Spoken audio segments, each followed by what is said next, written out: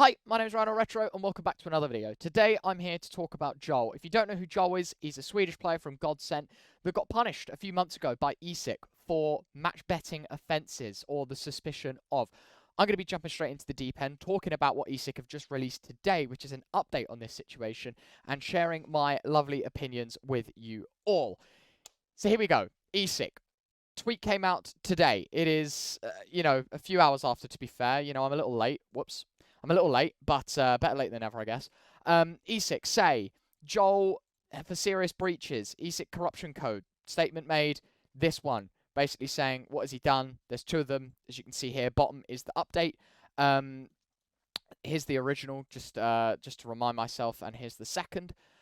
So, Joel was given an opportunity to provide further evidence before the 6th of October. It's now November. It's way late, but it's whatever. And ESIC have now pushed forward with a response. ESIC's investigation, significant consideration of Mr. Holman's cooperation, assistance, genuine contrition and commitment to seeking professional help. ESIC have concluded this investigation by issuing Mr. Holman with a rejection order spanning from the 30th of August to the 6th of January. He is unbanned on the 6th of January. So, they make the public tweet, and with it comes this article saying Joel partook in, from the 27th to the 28th, matches. He placed bets on matches he was playing in. On the 31st, he placed 2 bets against his own team in one match, and between the 29th to the 1st, Joel proceeded to place 17 bets on various CSGO matches. You can't do that, by the way. Doesn't matter where you're at. If you're Tier 1, betting on Tier 3, vice versa, you can't do any of it. It is not allowed. ESIC will punish you for it, as Joel learned here. Joel wasn't able to provide any evidence, but he made significant efforts to cooperate.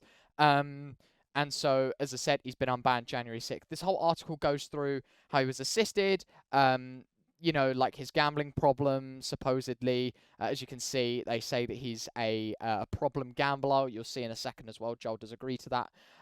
He makes an apology just down here as well, if you're interested in reading that. He would have served an effective 7-month ban from ESIC, and they basically say he's free to play in the 6th of January onwards. Joel makes a tweet about it, basically saying, we're prone to making mistakes. His whole article is basically saying that he's not happy with what he's done, and he wants to get a move on with his life. He says he's never match fixed and whatever. I checked and things like that. I've checked gambling websites. You'll see in just a second what I'm referencing here. But he says he never match fixed. But this statement here suggests that he bet on his against his own team in one match. So I don't know if that's going to be the case. I don't know how legitimate that is. He apologizes. He says that this has taken a massive effect on him. He says he's faced losses, not gains in this struggle. ESIC's writing me a second chance, and I'm committed to seizing it. Understandably so. He's going to get unbanned, and he wants to play again. As you can see, Joel's replies, this guy says that it's AI generated. There's a 91% probability. I don't know. I haven't done my research into whether it's AI generated or not. People are not happy with it at all. You can see it's the same on the ESIC one as well. Are you serious? Mose said someone explained in football terms. It's just a very jokey way. And to be fair, this is quite a funny way of summarizing it because it is a complete joke. Quickly, just to bring up another POV as well. Szpero tweets in Polish. The translation might not be 100% accurate, but this guy bet on many matches, including his opponents. It got disengaged, and the suspension was only for 6 months. I buy power for 1 match. Lifetime ban from majors. Entire career rip. Quite funny, and then a laughing face. Smug about it, and you can understand as to why, because what he said is true. He's bet on his opponents 1 match. That's what it says. 2 bets against his own team in 1 match. He's placed 17 bets on games that he wasn't involved in, and another handful where he was playing in them between 2 days. What Sparrow's referencing here, this lifetime ban from majors, is the I buy power moment. If you don't know what it is, you can do a little bit of Googling. If you want to go to this article, Integrity and Fair Play, it's from Daily Dot. Richard Lewis wrote it. It basically explains everything, what happened from beginning to end. It's a pretty good read if you've got the time. Basically, CUD transferred skins to Deborn, and everyone gets banned because of it. They are perm banned from any Valve-sponsored events in any capacity. And there's a handful of players, and they're perm banned, right? And Valve make it a point this no circumstance gamble on CSGO matches, associate with high-volume CSGO gamblers, or deliver information to others that might influence their CSGO bets. None of that is allowed. And that's the same top to bottom, anyone related in the industry. You cannot bet on Counter-Strike games.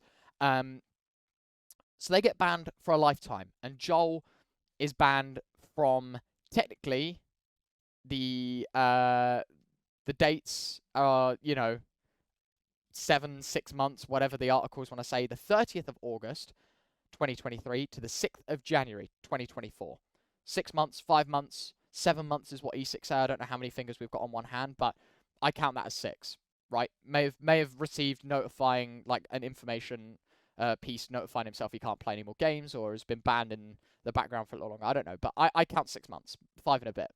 Go on ESIC's page. If you do a little bit of digging, esic.gg/sanctions, that's where I am. You can see the list of people that have serving, and are currently rescinded from being banned from events, right? You can just see what ESIC have done. I picked one at random from this list. You'll see a lot of them fall under this betting offences 4-5 years. Effectively, I'm going to bring up a calculator here.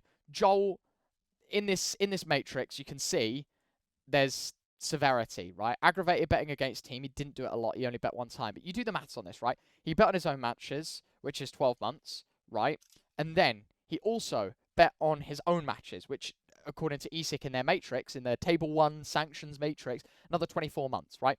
And then aggravated betting against team, supposedly, he's aggravatedly bet in some way, because he's bet on, what was it, 17 was the exact number, 17 bets. So he's bet a little bit on other games. It is more than 10 matches, which is another 36 months, according to the Matrix, right? And then he's bet against his own team once, doesn't matter, you've done it, which is level 4 sanction, which is another 48 months, right? You do the maths on that, it's 120 months. That's 10 years worth of sanctions, according to their Matrix, right? Totaled. 10 years worth, right? And I understand Joel says he has a problem, right? You can read it here. He says, like, I've been a problem gambler. You can see in the ESIC article, if you scroll down a little bit, it says he fit the gambling industry's definition of a problem gambler, someone who lacks control over their gambling habits, right? Even if you take all of that into account, right, and he does have a problem, and he is seeking help, and he was very cooperative with ESIC, how can you ban all of these Australian players that were in, like, ESEA main, betting, some of them not even on their own games, but in, like, Tier 1, Tier 2 games? How can you punish them for 4-5 years, and then Joel only gets 5, 6, 7 months, whatever ESIC want to say it is, right? They say 7, again, I say 5.5. How can you only ban him for 5.5 months? Where is the consistency in all of this? How is it fair that these Australian players get banned for 4 years, and Joel, sure, problem, math says 10, history says 4, he gets banned for 6 months. 6 months! There is no consistency whatsoever to this ESIC ban. And of course, you can't send any hate to Joel, because at the end of the day, he's just a man that has been given a second chance in January, and he's going to take it. He admits his mistake, and he moves on. And I genuinely do hope Joel gets the hope and help that he needs. I really hope nothing but the best for him in terms of recovering from that addiction. But Sparrow's right. How is this 6 months I buy power 1 match perm ban? The consistency is nowhere. And I know this one technically comes from Valve and not from ESIC, but even ESIC's history says that these aren't just slaps on the wrist compared to what Joel's got. And if we do really care about him taking the time away to work on this problem and addiction, surely we give him more than a couple of months, because this time in 2 months, he can play. This time in 2 months, he will be back practicing in a new team. It is the 30th of November, the day that this goes live. How is that fair? I don't think it is. And that's where you guys can come in. Comment section is open. I'm more than happy to have a chat with some people. But let me know what you think, because I've read a lot about this, and I'm not too happy with the result that's been shown to Joel, but that is not Joel's fault. That is ESIC. And I think the problem lies in that. 6 months for this. 4 to 5 years for some of the Australians. There is no consistency right now. As I said, drop a comment. Let me know what you think. If you like this kind of content, don't forget to drop a like, subscribe. Let me know what you like about it. It's always helpful. But yeah, that's it for me. Hope you enjoyed this kind of video. If you do, leave a thumbs up. Subscribe as always, and see you in the next one. Take care. Bye-bye.